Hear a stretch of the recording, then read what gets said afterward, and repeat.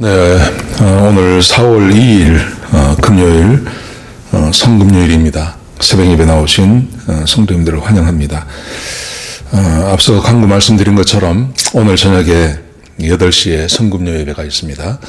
가정들마다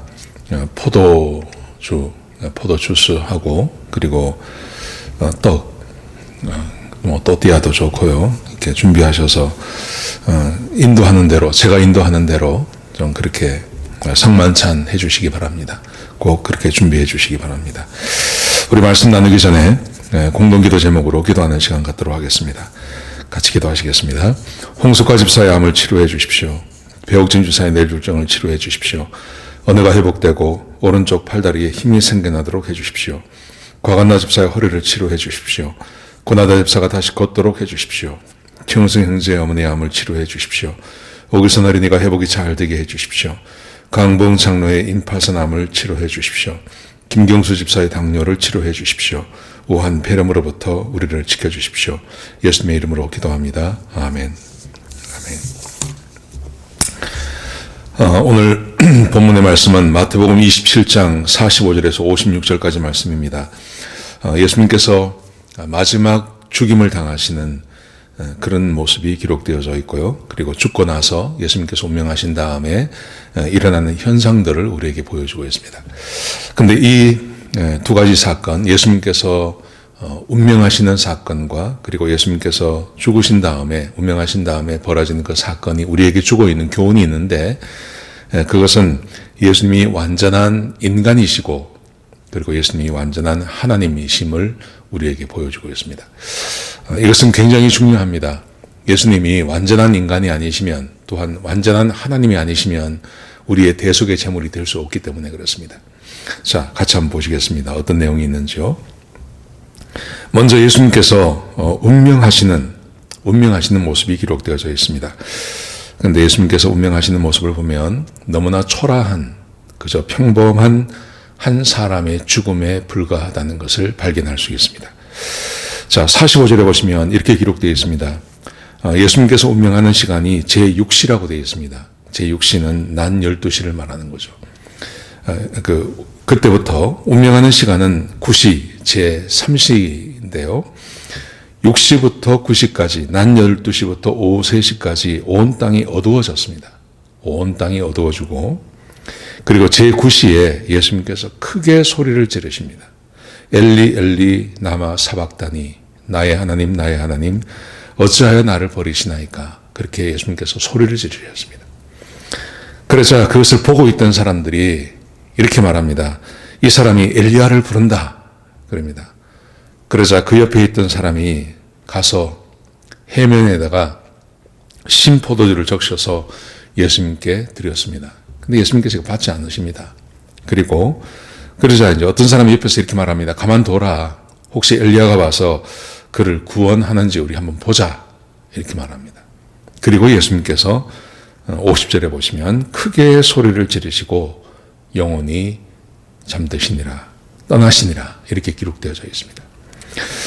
이게 예수님의 마지막 운명하시는 모습입니다. 이 운명하는 모습을 보면요, 사람과 똑같아요. 보통 사람과 똑같이 돌아가십니다. 고통을 느끼셨고 목마르셨고 그리고 죽음 앞에서 너무나 나약하게 돌아가셨습니다. 이것은 완벽한 한 사람의 죽음과 비견될 수 있는 거죠. 여러분, 왜 예수님께서 이렇게 비참하게 한 사람, 보통 사람과 똑같이 돌아가셨을까요? 본문이 우리에게 주고 있는 교훈은 이것입니다. 예수님께서 우리의 죄를 대신해서 돌아가시기 위해서는, 우리의 죄를 대신해서 대속의 제물이 되시기 위해서는 완전한 인간이셔야 됩니다.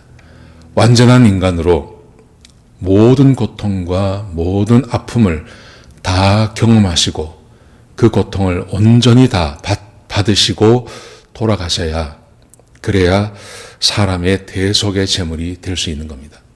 만약 예수님께서 천사와 같은 몸으로 혹은 하나님의 몸으로 오셔서 사람의 고통을 전혀 느끼지 않고 그렇게 십자가에 돌아가셨다면 온전한 대속의 제물이 될 수 없는 거죠. 대속의 제물이 되는 것은 항상 피를 흘리고 완전한 죽음을 경험해야 됩니다.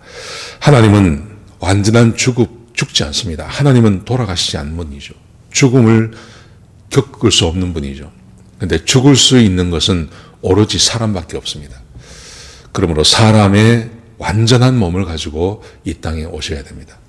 오늘 본문이 보여주고 있는 것, 그것은 예수님께서 완전한 인간으로 이 땅에 오셔서 인간의 죽음을 맞으셨음을 우리에게 보여주고 있는 겁니다. 그래서 예수님께서는 대속의 제물이 되실 수 있는 것입니다.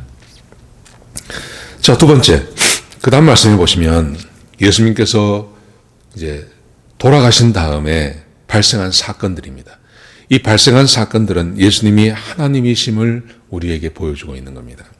자, 먼저 52절에 보시면요.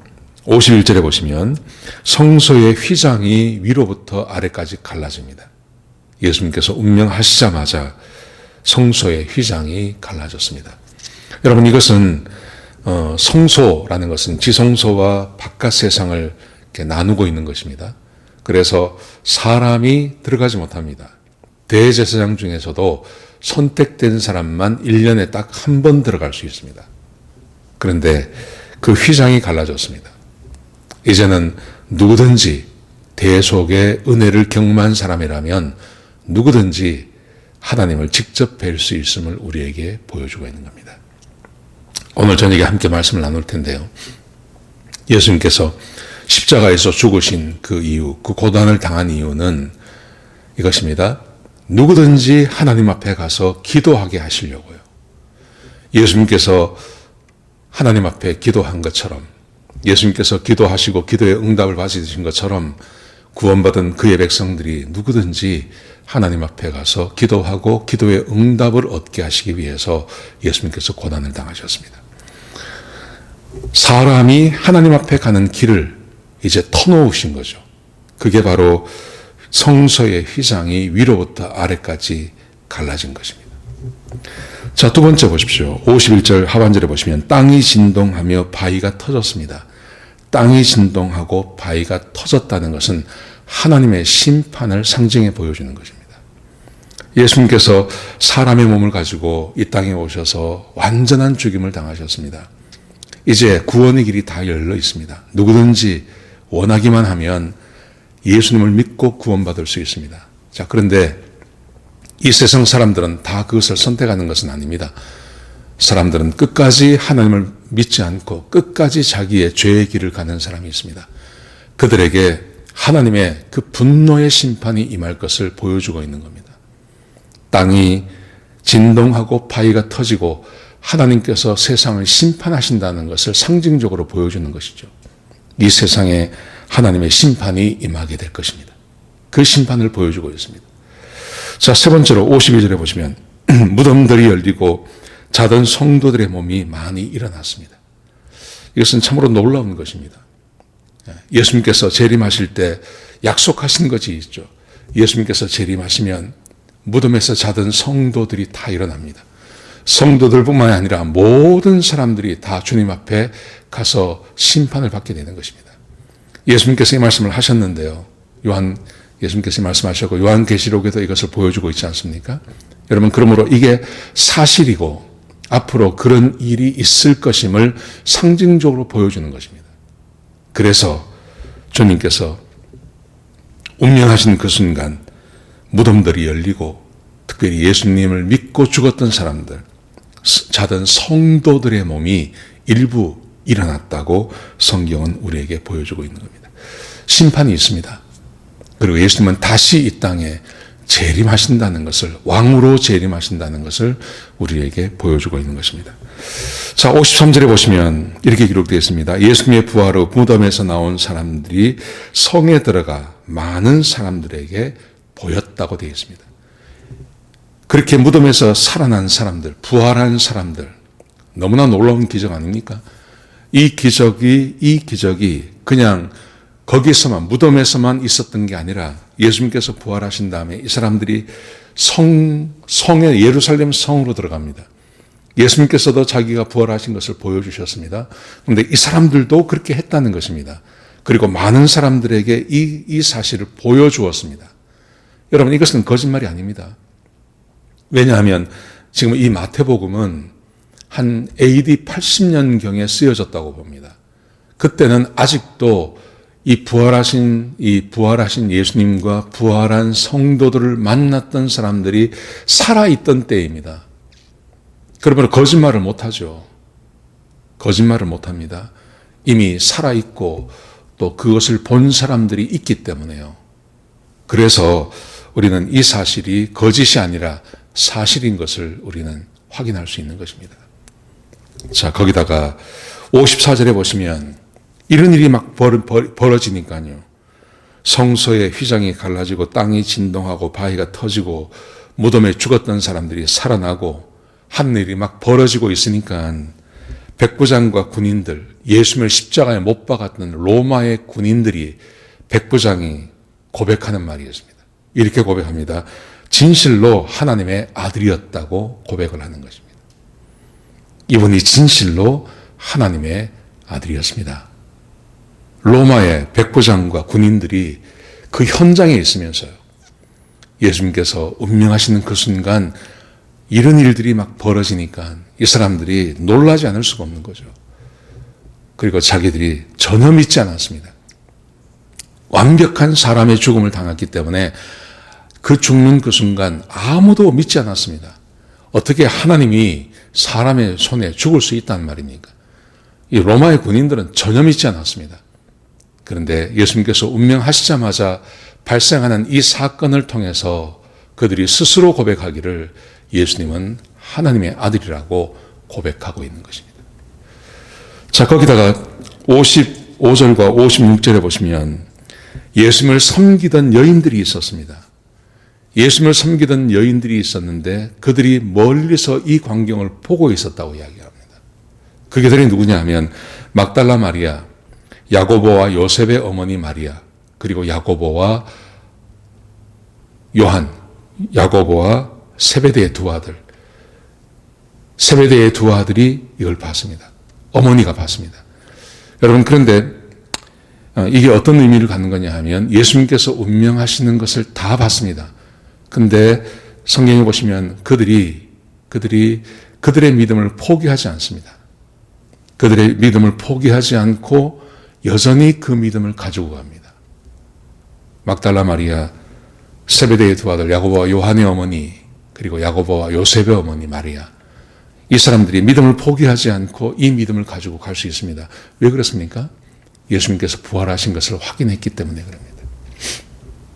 여러분, 예수님께서 운명하신 다음에 일어난 이 사건은 예수님이 완전한 하나님의 아들이심을 우리에게 보여주고 있는 겁니다. 이게 왜 중요하냐 하면 예수님께서 완전하신 인간이셨고 인간으로서 죽으셨고 그리고 완전한 하나님의 아들, 하나님이 아니시면 대속의 제물이 될 수 없습니다. 하나님 외에 모든 사람은 다 죄인입니다. 그러므로 완전한 하나님이 아니시면 어떤 사람도 대속의 제물이 될 수 없습니다. 왜냐하면 그 사람이 곧 죄인이기 때문이에요. 그러므로 죽으면 자기의 죄 때문에 죽는 거지 누군가의 죄를 위해서 대신 죽을 수 있는 대속의 제물은 될 수 없는 겁니다. 그래서 예수님께서 돌아가신 다음에 이런 현상들, 땅이 진동하고 바위가 터지고 날이 어두워지고 많은 사람들이, 죽었던 사람들이 일어나고 성소의 휘장이 갈라지고 하는 이 사건들을 보여줄 때 이것은 예수님께서 완전하신 하나님이심을, 하나님의 아들이심을 우리에게 확인시켜주고 있는 것입니다. 여러분, 그래서 예수님의 죽음은 우리의 대속의 대물이 될 수 있는 것입니다. 예수님께서 완전한 인간이셨고 예수님께서 완전한 하나님이시기 때문에 우리의 대속의 제물이 되실 수 있는 겁니다. 우리는 그 은혜로 구원을 받은 겁니다. 우리는 아무 공로 없이 그저 예수님께서 내 죄를 대신해서 십자가에 돌아가셨다고 하는 그 사실을 믿기만 하면 구원 얻을 수 있는 이 은혜가, 이 복음이 우리에게 와 있는 것입니다. 저와 여러분, 그렇게 구원받게 된 것입니다. 얼마나 감사한지요. 얼마나 놀라운 은혜인지요. 오늘 하루 성금요일 하루를 지내실 때 이 은혜를 묵상하며 하루를 보내시기 바랍니다. 예수님께서 완전한 인간으로 사람이 겪는 모든 고통을 다 겪으셨고, 그리고 그분이 완전한 하나님이시로서 인간의 몸을 가지고 오셔서 우리에게 그 은혜를 베풀어 주셨다는 것을 깊이 생각하시고 묵상하시며 하루를 보내시기 바랍니다. 그렇게 하루를 보내시는 저와 여러분 되시기를 주의 이름으로 축복합니다. 기도하시겠습니다. 아버지 하나님, 귀한 말씀 주셔서 감사합니다. 하나님, 사람이 하나님의 은혜로 우리가 구원받았습니다. 내가 구원받았습니다. 아버지 하나님, 오늘 하루 이 은혜를 생각하며 하루를 보내게 하여 주옵소서. 하나님께서 우리에게 베풀어 주신 그 은혜가 얼마나 놀라운지 깊이 묵상하며 하루를 보낼 수 있도록 도와주옵소서. 주님 감사합니다.